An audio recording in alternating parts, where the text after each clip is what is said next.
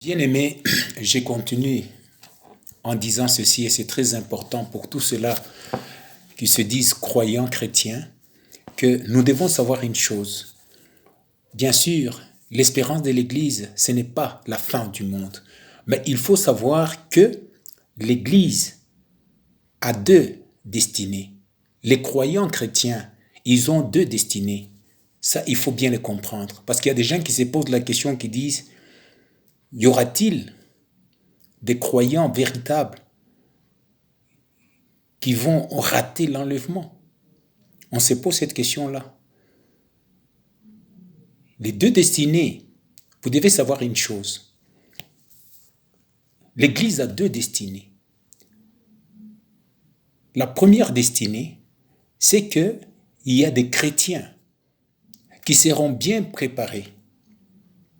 Et je dis bien au moyen des véritables serviteurs qui prêchent la sanctification, qui vont participer à l'enlèvement.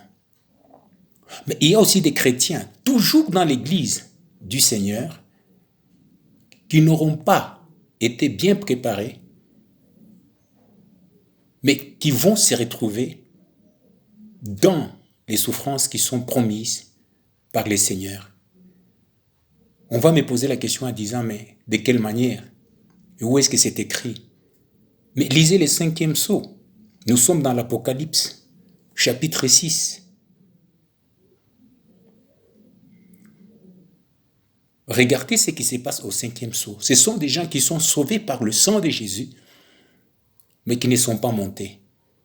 Alors, de quel côté vous allez être? Un aveugle qui conduit un autre, tous ils vont tomber dans le trou. Que les croyants fassent attention avec des faux serviteurs. Nous devons nous examiner tous. Le diable est en train de travailler aujourd'hui. Je répète encore une fois avec force. L'Église a deux destinées. Ou bien elle va vers l'enlèvement, ou bien vous avez certains de ces croyants qui vont se retrouver sous la tribulation. Il faut veiller. Merci.